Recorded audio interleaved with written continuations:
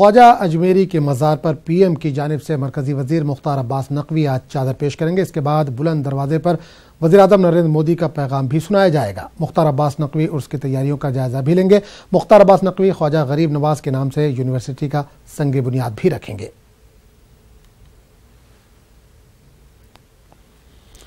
और इस पूरे मामले पर बात करने के लिए सीधे रुक करेंगे अपने नुमाइंदे अभिजीत के पास, जो इस वक्त सीधे तौर पर हमारे साथ जुड़े हैं।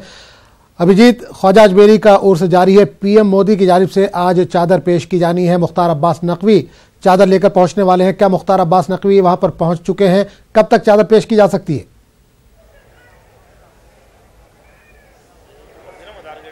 आजम, मुख्तार अब्बास नकवी किशनगढ़ एयरपोर्ट पर लैंड हो चुके हैं। किशनगढ़ एयरपोर्ट से वो रवाना हो गए हैं अजमेर सर्किट हाउस के लिए, और अजमेर सर्किट हाउस पर वो कुछ देर रुकने के बाद जो लोकल बीजेपी के लीडर्स हैं उनके साथ इकट्ठा होने के बाद वो दरगाह शरीफ के लिए रवाना होंगे। तो अभी कहा जा सकता है कि 15 से 20 मिनट का वक्त और लगेगा मुख्तार अब्बास नकवी को दरगाह शरीफ में पहुंचने का, जहां पर वो पहुंचने के बाद मजार शरीफ पर पीएम प्रधानमंत्री नरेंद्र मोदी की चादर पेश करेंगे। और चादर पेश करने के बाद दुआ की जाएगी आस्थाना शरीफ में, और दुआ करने के बाद वो महफिल खाना या फिर बुलंद दरवाजे पर पहुंचकर पीएम का संदेश जो है वो पढ़कर सुनाएंगे तमाम देशवासियों को।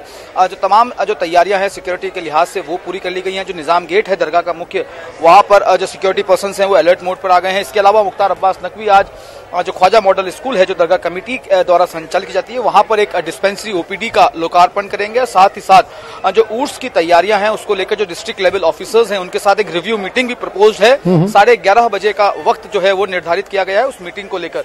इसके अलावा जो सबसे बड़ी सौगात जो आज ख्वाजा गरीब नवाज के उर्स के मौके पर प्रधानमंत्री देंगे, वो दे देंगे गरीब नवाज के नाम से गरीब नवाज यूनिवर्सिटी का फाउंडेशन स्टोन कायड विश्राम स्थली पर रखा जाएगा। दोपहर करीब 12 बजे का वक्त उसके लिए मुकम्मल किया गया है।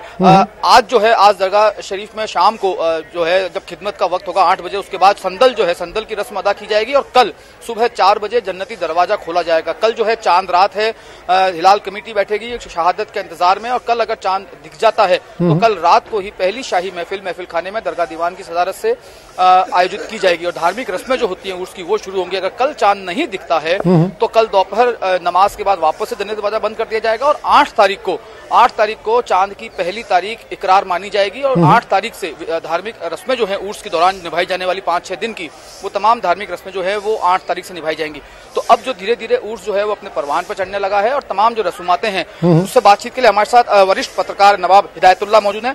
नवाब भाई, आपसे जानना चाहेंगे दरगाह में किस तरह की धार्मिक रस्मातें हैं वो निभाई जाएंगी जब एक बार चांद दिख जाएगा? उसके बाद चांद दिखने के बाद सबसे पहले उर्स की कदीमी महफिल होगी और आज खास तौर से जो गरीब नवाज के मज़ार पर साल भर संदल पेश किया जाता है वो रात को उतारा जाएगा। उस संदल को लेकर मान्यता है कि जो भी ज़ायरीन उसको खाता है उसकी बीमारी वगैरह दूर होती है। उसको लेकर आज खादिम आस्थाना शरीफ में ही उस संदल को पैक करके आपस में तकसीम करेंगे और आने वाले ज़ायरीन को तबरुक के तौर पर देंगे। हमारे साथ सीनियर जर्नलिस्ट पीके श्रीवास्तव साहब भी जुड़ गए हैं, उनसे जानना चाहेंगे, आपने लंबे समय से आप दरगाह को और उर्स को कवर कर रहे हैं। श्रीवास्तव जी, किस तरह आप देखते हैं साल दर साल उर्स की परिवर्तन में किस तरह जारीन का यहाँ से जुड़ाव बन रहा है, किस तरह से जो गरीब नवाज का संदेश है वो दुनिया भर में फैल रहा है? देखिए, गरीब नवाज की दरगाह में लोगों के आने का या संख्या बढ़ने का जो मुख्य कारण है कि लोग यहाँ जो मांगते हैं शायद उनको मिल जाता है, इसलिए एक आस्था बनी हुई है। और ये केवल एक धर्म विशेष की जगह नहीं है, यहाँ पे हर धर्म के लोग आते हैं और सबकी आस्था अगर देखी जाए तो इक्वल होती है कि बराबर से एक तरह की आस्था है, लोग एक तरह का सम्मान करते हैं। और यहाँ परिसर में अंदर आने के बाद आपको कहीं ये नहीं लगेगा कि कोई जाति धर्म के आधार पर, बोलचाल के आधार पर, खान पीन के आधार पर किसी प्रकार का विभेद किया जा रहा है। आपने आस्था और मन्नतें मुरादों की बात कही, तो यहाँ पर जो 2 देग बनी हुई हैं उसके बारे में भी एक बहुत रोचक जो है वो तथ्य सामने है, हम चाहेंगे दर्शकों को बताएंगे। शायद ये मेरे ख्याल से अकबर के समय की देग हैं और अकबर ने भी मन्नत की थी कि उनके साहबजादे के लिए, और जब उनके साहबजादे हुए तो उन्होंने यहाँ पे इस देग को लगवाया, ऐसा कहा जाता है। इसका जो हिस्ट्री रिकॉर्ड है वो अपन देखते हैं कि क्या होगा, पर ये माना जाता है कि एक मन्नत थी और अकबर की मन्नत थी। लगभग यहाँ हर जो ऐतिहासिक जगह बनी हुई है उसके पीछे कोई ना कोई मन्नत पूरी होने का ही कारण है। हमारे साथ खुदा में ख्वाजा सैयद हसन चिश्ती साहब भी मौजूद है। हसन साहब, आपसे जानना चाहेंगे, सांप्रदायिक सौहार्द की नगरी कहा जाता है अजमेर को, और खासतौर से दरगाह शरीफ और ब्रह्मा जी का मंदिर पुष्कर में, तो ये 2 ऐसी जो तीर्थ स्थान है जो आप गंगा जमनी संस्कृति को आगे बढ़ाते हैं। गरीब नवाज के दर पर भी पुष्कर में पैदा हुआ गुलाब चढ़ता है, कलेवा चढ़ता है, किस तरह सूफीज्म का मैसेज यहाँ से बात? देखिए, विश्व में अपने आप में एक बहुत बड़ा रिकॉर्ड है कि बर्मा के यहाँ गुलाब का फूल चढ़ना, जो फूलों का राजा है, वो वहाँ उगता है और सिर्फ दरबार में चढ़ता है। तो आज इस चीज़ से इंसानों को सीख लेना चाहिए कि अगर इनमें भेदभाव हो तो या तो वहाँ फूल उगना बंद हो जाए या यहाँ चढ़ना बंद हो जाए। जब महापुरुष में, जब वली अल्लाह के अंदर भेदभाव नहीं है तो इंसानों में नहीं होना चाहिए। ये आए इंसानियत का पैगाम देने के लिए। यहाँ इन्होंने कल्चर को, हिंदुस्तान का जो कल्चर है उसको एडप्ट किया है। जैसे हम घेरवा जो कह रहे हैं आज, इन्होंने अपना पूरा जीवन काल में वो पहन के गुजारा है। यहाँ इन्होंने जौ का दलिया खाया है जिसमें मीट, प्याज, लहसुन, चटनी नहीं होती थी। आज भी 850 वर्ष से ऊपर हो गया, 707वां उर्स बनाने जा रहे हैं, 807वां उर्स बनाने जा रहे हैं। दरगाह की जो बड़ी देगें हैं, उन देगों में प्याज, लहसुन, चटनी, मीट वगैरह नहीं डलता है। इससे बड़ी कौमी एकता की मिसाल नहीं दे सकते। आज देखिए, आपके माध्यम से बताना चाहता हूँ, जब जब हमारे देश पे कोई परेशानी आई है तो खुद्दाम ख्वाजा सबसे आगे की पंक्ति में आए।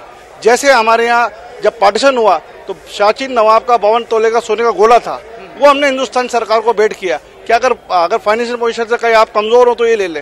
कारगिल का मसला हुआ है तो अंजुमन शहीद ने लाखों रुपया भेंट किया। पुलवामा में भी, अभी पुलवामा में जो हुआ है, तो हम लोगों ने, मैंने खुद व्यक्तिगत, आपने बयान पढ़ा होगा कि अगर सरहद पे की जरूरत हो तो सबसे पहले हम जाएंगे, क्योंकि हम इस्लाम के मानने वाले। हमारे पैगंबर इस्लाम हजरत मोहम्मद सल्लल्लाहु अलैहि वसल्लम ने हमारे मुल्क की तरफ मुंह करके कहा था, यहाँ से ठंडी हवाएं आ रही हैं, यहाँ से मोहब्बत की खुशबू आ रही है। उसी की औलाद ख्वाजा गरीब नवाज सुल्तान हिंद हैं। इन्होंने यहाँ आके जो हमारे सब 36 कौमों को एक किया है, वो एक अपने आप में एक मिसाल है। तो आज मैं आपके माध्यम से राजनीतिक पार्टियों से, विशेषकर राजनीतिक पार्टियों से और यहाँ रहने वाले देश के लोगों वालों से ये अपील करना चाहता हूँ कि गरीब नवाज के बताए हुए रास्ते पर चले, ताकि कौम में एकता, अखंडता, भाईचारा, मोहब्बत बनी रहे। तो आदम, देखिए, आप गरीब नवाज की बारगाह पर जो है आपसे कुछ ही देर में मुख्तार अब्बास नकवी वजीर आजम जो है उनकी चादर लेकर पहुंचेंगे और उनका संदेश जो है वो महफिल खाना या फिर बुलंद दरवाजे पर पढ़कर सुनाएंगे। बिल्कुल अभिजीत, एक चीज और जानना चाहेंगे, देश भर से ही नहीं बल्कि दुनिया भर से अकीदतमंद यहाँ पर पहुंचते हैं, बड़ी तादाद में, लाखों की तादाद में ज़ायरीन इस वक्त वहां पर मौजूद हैं। मुख्तार अब्बास नकवी तैयारियों का तो जायजा लेंगे, लेकिन आप लगातार वहां पर बने हुए हैं, जो लोग वहां पर आए हुए हैं अकीदतमंद, कहीं किसी तरह की कोई दिक्कत पेश आ रही है किसी को, या बिल्कुल सब कुछ ठीक ठाक चल रहा है?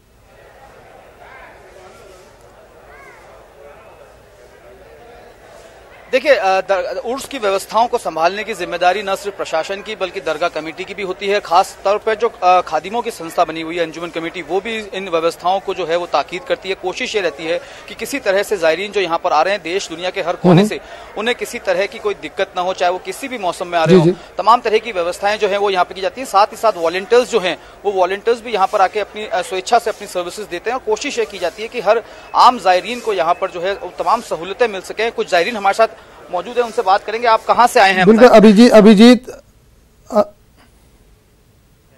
और यहाँ कोई परेशानी हुई? नहीं, किसी तरह की कोई परेशानी नहीं हुई। जैसा सोचा था उससे अच्छी यहाँ पे फैसिलिटीज है और बहुत ही अच्छा यहाँ का एक्सपीरियंस है। तो आजम, ये ज़ायरीन हैं जो देश के अलग अलग कोनों से आए हैं, उनके जो अनुभव हैं, ये तमाम जो व्यवस्थाएं जो अलग अलग एजेंसीज यहाँ संभालती हैं उर्स के दौरान, उन तमाम व्यवस्थाओं का एक जॉइंट एफर्ट है कि यहाँ पर ज़ायरीन को किसी तरह की असुविधा न हो, किसी तरह की दिक्कत ना हो। बिल्कुल अभिजीत, आप नजर बनाए रखें। मुख्तार अब्बास नकवी भी आपसे थोड़ी देर में वहां पर पहुंचने वाले, आपके पास फिर लौटेंगे। फिलहाल इस तमाम जानकारी के लिए बहुत बहुत शुक्रिया आपका अभिजीत। तो राजेश, इस बुलेटिन में फिलहाल इतना ही। अगले बुलेटिन में आपसे फिर मुलाकात होगी। आदाब।